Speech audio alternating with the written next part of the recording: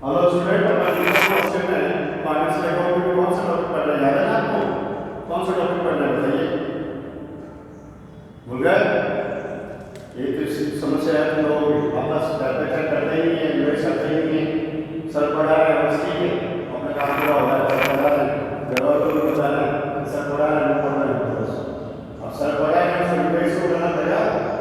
Exam मुझे भी करना देना है, ये समझना है। तो रिवाइज एवरीथिंग, रिवाइज करो आप घर पे वापस एक एक चीज को। तो टॉपिक ये चल रहा था आपके इससे रिटायरमेंट पार्टनर में। अपन पढ़ रहे थे कि पार्टनर रिटायरमेंट पर जाता है, उसके कैपिटल पेमेंट करना पड़ता है। जो पार्टनर रिटायरमेंट पर जाएगा, वी हैव टू पे the capital of retiring partner. Retiring partner की कैपिटल पेमेंट करना है, ये हमारा कंसेप्ट होता है। सीधी सी बात ये है, हमें रिटायरिंग पार्टनर की कैपिटल पेमेंट करना, ये क्वेश्चन होता है हमारा। तो आपके पास जो है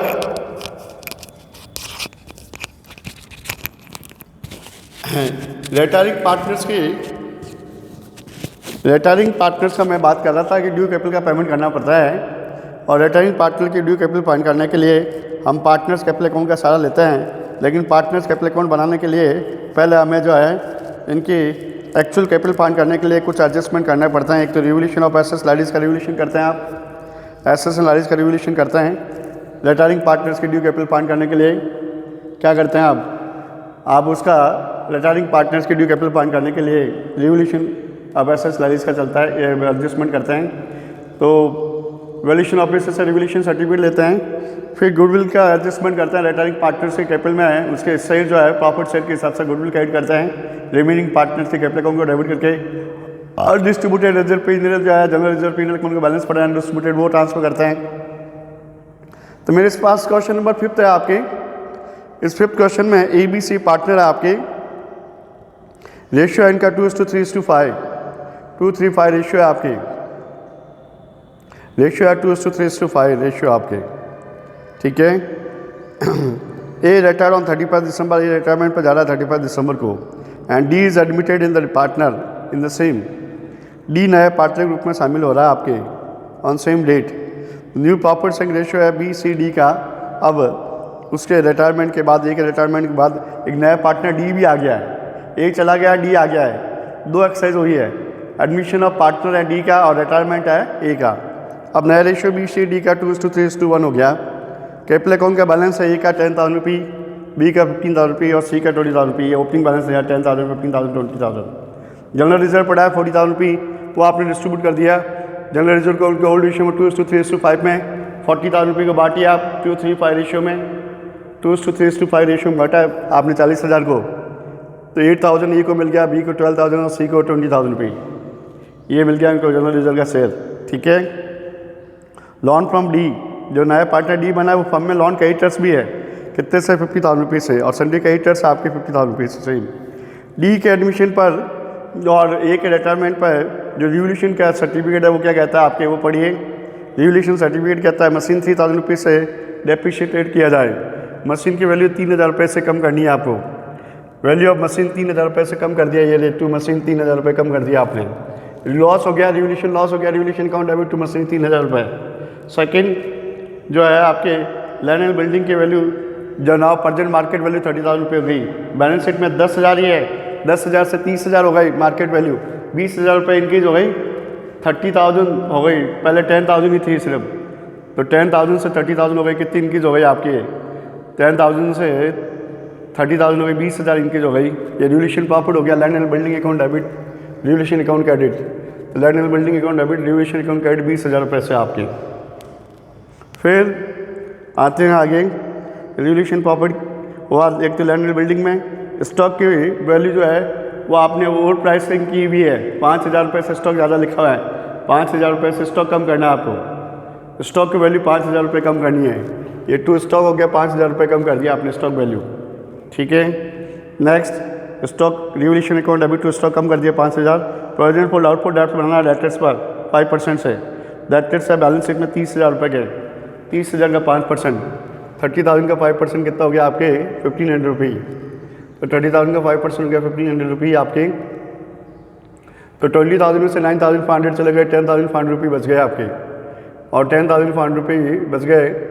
उसमें ABC का रेशियो जो है वो आपके 2:3:5 में बांट दिया रिवोल्यूशन प्रॉफिट को आपको 2100, 3,150 एंड 5250।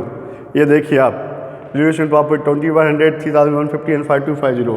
ये रिवोल्यूशन का काम पूरा हो गया, आपकी रिवोल्यूशन की एक्सरसाइज पूरी हो गई आपकी। अब रिवोल्यूशन के बाद जो है आता है किस पर, आपके इनके गुडविल, किसको, जो रिटर्निंग पार्टनर है ए उसको गुडविल से देना है, उससे कैपिटल अकाउंट में गुडविल क्रेडिट करनी है रिटर्निंग पार्टनर की, और रिमेनिंग पार्टनर से कैपिटल अकाउंट में डेबिट करके रिकवर करनी है, एडजस्ट करनी है आपको। तो गुडविल फर्म की कितनी है, लास्ट 3 ईयर्स के एवरेज प्रॉफिट के डबल बताया है क्वेश्चन में। एक तो फर्स्ट ईयर का प्रॉफिट 20,000 रुपये है, सेकंड ईयर में लॉस हुआ है 15,000 रुपये, थर्ड ईयर में प्रॉफिट हुआ है 40,000 रुपये। लास्ट 3 ईयर्स के प्रॉफिट लॉस ये है, फर्स्ट ईयर में प्रॉफिट हुआ 20,000, 20,000 रुपये, सेकंड ईयर में लॉस हुआ 15,000 रुपये, माइनस किया मैंने इसलिए, और थर्ड ईयर में प्रॉफिट आपके 40,000 रुपये प्लस किया इसलिए अपॉन 3। तो ये 45 अपॉन 3 15,000, 15,000 का डबल 30,000 रुपये गुडविल है आपकी। 30,000 रुपये गुडविल है फर्म की आज। फर्म की गुडविल आज 30,000 रुपये है ऑन रिटायरमेंट ऑफ ए। अब इनका गेन रेशियो देखते हैं बी का। और न्यू रेशियो 2/6 है। न्यू रेशियो क्या है इसे 2/6, ओल्ड रेशियो क्या था 3/10, ओल्ड रेशियो क्या था इसे 3/10, न्यू रेशियो 2/6। एलसीएम लिया 30, 6 5 जो है आपके 6 5 30, तो 2 5 टाइम्स हो गया, 2 5 10 हो गया, ये 3 3 9 हो गया, 10 - 9 1/30। फिर 3/6 - 5/10 30 हो गया आपके, 5 3 15, नेक्स्ट 5 3 15, यानी कि इसका रेशियो पहले भी 3/6 हाफ था, अभी भी 5/10 हाफ ही है। सी ने कोई प्रॉफिट रेशियो इंक्रीज नहीं हुआ है, सी का कोई प्रॉफिट रेशियो इंक्रीज नहीं हुआ था, पहले उसका जो रेशियो था सी का, आज भी रेशियो वही है, नो चेंज। उसके रेशियो में कोई चेंजेस नहीं हुआ है, किसके, सी के। पहले रेशियो क्या था 3/6 यानी कि हाफ, अभी भी रेशियो क्या है 5/10 हाफ से। नो प्रॉफिट इंक्रीज, उसका गेन नहीं हुआ है, प्रॉफिट इंक्रीज रेशियो नहीं है, उसका कुछ भी गेन नहीं है, आज भी रेशियो सेम ही है। और नया पार्टनर दिया है उसको 1/6 मिला है, तो गेन हुआ है किसको, ओनली बी और डी को, 1/30 एंड 1/6, 1/30 और 1/6 का गेन हुआ है। तो ये 1/30 और 1/6 का गेन किसको हुआ है, सिर्फ आपके बी और डी को हुआ है। तो ये 1/30 और 1/6 यानी कि 1:5 गेन रेशियो क्या हो गया इनका, 1:5 बी और डी, नॉट सी। सी को नील इसलिए लिखा है मैंने, ये गुडविल की एडजस्टमेंट एंट्री जो है ना आपके, ये गुडविल की एडजस्टमेंट एंट्री जो है हमने जो की है, उसमें सी को नील क्यों लिखा है मैंने, क्योंकि उसको कोई गेन नहीं हुआ है, उसका रेशियो पहले भी हाफ था, अभी भी हाफ है। गेन किसका हुआ है, सिर्फ बी और डी को, वो भी 1:5 में हुआ है उनको। तो जो बी ए हिस्सा छोड़ के गया है, वो ए और ए हिस्सा जो प्रॉफिट का छोड़ के गया है ना 2/10, वो किसने खरीदा है, बी और डी ने खरीदा है, बी और डी ने खरीदा है। एक तो नया पार्टनर डी है, उसने तो खरीदा ही है सर, और बी ने भी खरीदा है, तो बी और डी ने खरीदा है, इसलिए उनसे उनके गेन रेशियो के हिसाब से 1:5 में उनका गेन रेशियो क्या है 1:5, उसके हिसाब से वो डेबिट हो रहा है बी और डी, बी और डी डेबिट टू ए हो गया आपके। चलिए, तो ये बाई बी एंड सी 6,000 रुपये, बाई बी एंड सी 6,000 रुपये हो गया आपके। इधर टू एज कैपिटल गुडविल के 1,000 और 5,000, जो ए से गुडविल दी है किसने दी, बी और डी ने गेन किया है, तो गेन किया है बी और डी डेबिट हो गया, इनके गेन रेशियो 1:5 में 1,000 5,000, और ये बी और डी से गुडविल मिल गई है ए को 6,000 रुपये। ओके, अब ए का हिसाब कर लें, ए कितना पैसा मांगता है, ड्यू कैपिटल फाइंड करने क्वेश्चन में नहीं था, 10,018 + 20 + 6 26,000 रुपये। जो ए का पैसा ड्यू है वो कह रहा है ए लोन अकाउंट में ट्रांसफर करना है। ए की ड्यू कैपिटल के लिए लिखा है पॉइंट नंबर आपके 7th पॉइंट में, the amount due to A to B remained in the business as a loan उसके बैलेंस में, फर्म की बैलेंस शीट में रहेगा, बैंक फर्म के पास ही रहेगा। किसका, ए का लॉन ड्यू 26,100 रुपये ड्यू है, 26,100 रुपये ये लॉन में ट्रांसफर कर दिए पूरे के पूरे आपने। ओके, अब आते हैं बी और सी का क्या बैलेंस है, 15,000 + 20, 27 + 30, 31,150, 20 + 20 40, 50, 45,250, -1,000 गुडविल के 29,150, और इसके 45,250। ये किसके है आपके, बी और सी की कैपिटल है। तो बी और सी की कैपिटल के बेस पे पूरी फर्म की कैपिटल निकालनी है, पहले आपको पूरे फर्म की कैपिटल निकालनी है बी और सी के बेस पर। बी और सी की जो कैपिटल है उसके बेस पर जो है ना आपको किसकी निकालनी है, पूरे फर्म की। बी और सी की कैपिटल कितनी है आप ये देख लीजिए, 4/5 कैपिटल ऑफ बी एंड सी,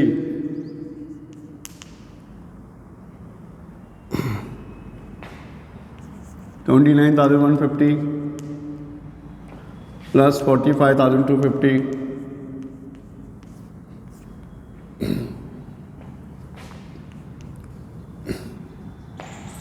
$74,400। ये कैपिटल है 74,400 इन दोनों की, बी और सी की प्रेजेंटली। 4/5 क्यों किया कि 1/5 किसकी कैपिटल रखने के लिए कह रहा है वो लिख रहा है कि डी जो है D's capital contributed should be 1/5 of the total capital, पूरे फर्म की कैपिटल का 1/5 हिस्सा होगा after making the above adjustment. तो ये सभी एडजस्टमेंट करने के बाद जो डी की कैपिटल रहेगी पूरी फर्म में 1/5 से रहेगी, डी से capital to B will be transfer from his loan account, और बी की कैपिटल जो है ना डी की, वो डी की कैपिटल जो है वो उसकी कैपिटल लोन अकाउंट से ट्रांसफर करनी है। तो डी की कैपिटल 1/5 रहेगी, तो इनकी दोनों कितने हो गई, 1 - 1/5 कितना होता है, 1 - 1/5, 1/5 प्लस किया तो 4/5 80% हो गया, 1/5 तो 20% कम किया तो 4/5 80% हो गया आपके, 4/5 80% हो गया आपके, तो 4/5 80% हो गया आपके। टोटल कैपिटल ऑफ फर्म हो गए आपके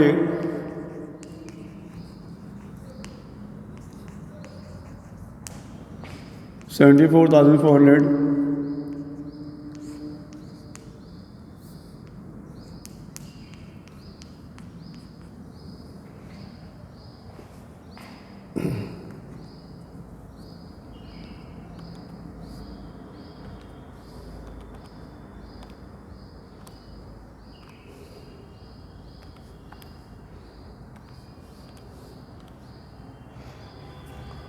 93,000 हो गई आपकी। पूरी फर्म की कैपिटल कितनी होगी 74,400, 4/5 के लिए है, तो फिर टोटल फर्म की हो गई आपकी कितनी 93,300। तो अपन को किसकी कैपिटल चाहिए, डी की, देयरफॉर डी इज कैपिटल हो गई आपके 93,000 इंटू 1/5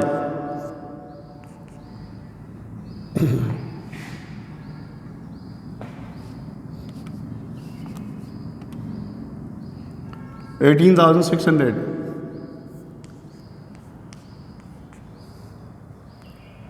18,600 है आपकी, इसकी कैपिटल है ये, डी की चाहिए आपको 18,600।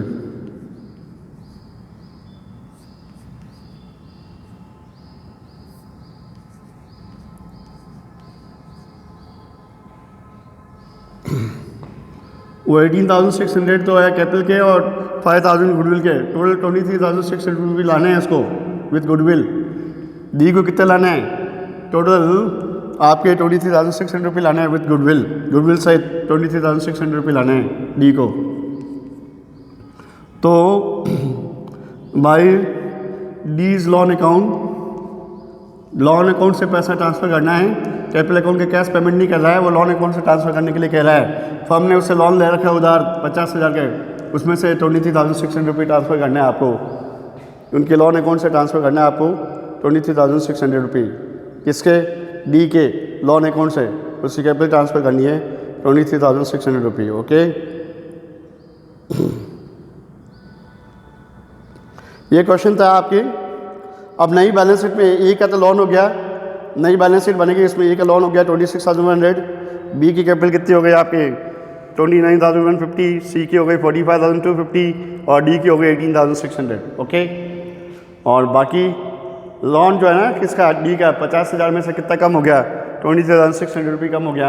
अब जो नई बैलेंस शीट में जो लोन आएगा डी का वो 50,000 50,000 माइनस 23,600, 50,000 में से 23,600 लेस कीजिए, कितना हो जाएगा 26,400 आएगा, 26,400। ओके, तो इसमें दो चीज़ हो गई, ए का रिटायरमेंट हो गया और डी का एडमिशन हो गया।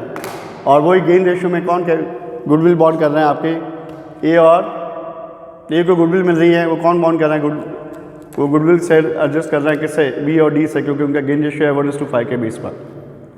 ओके, इसी को वापस रिवाइज कीजिए। यही मैं कह रहा हूँ आपको, होमवर्क कीजिए वापस, सेम क्वेश्चन वापस रिपीट करेंगे तो आपको समझ में आ जाएगा मैंने क्या समझाया आपको। ये तो टॉपिक पढ़े मैं आपके फर्स्ट 12th में, वो रिपीट कर रहा हूँ मैं, इसको तो वापस देख सकते हैं आप।